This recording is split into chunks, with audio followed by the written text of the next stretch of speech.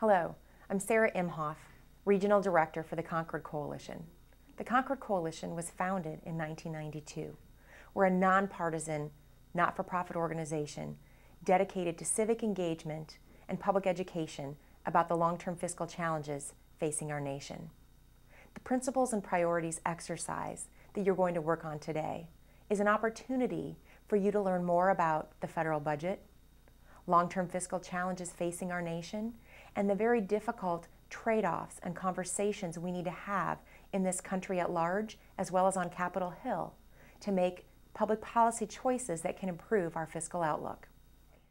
We're going to talk a little bit about how to actually implement this exercise in your classroom or workplace. As you can see, you've already divided yourselves into small special fiscal commissions, and now we're going to talk about what the workbook and the options book mean for this exercise.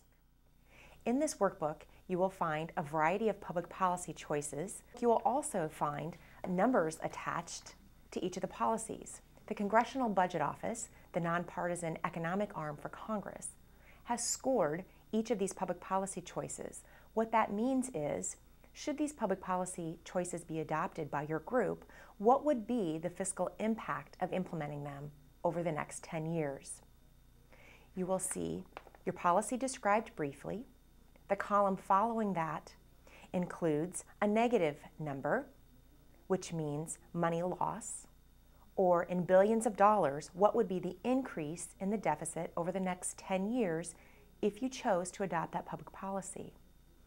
The column next to that includes positive numbers. And what does that mean?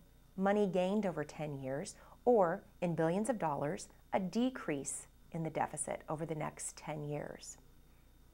The final column in your workbook is where you write down whether or not your group decided to adopt the policy.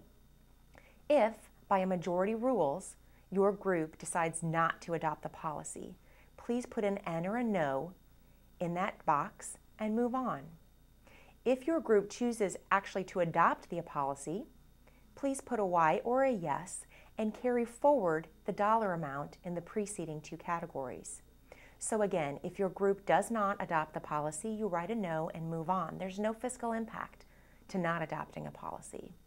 If your group chooses yes by majority, you put a yes and transfer over the dollar amount.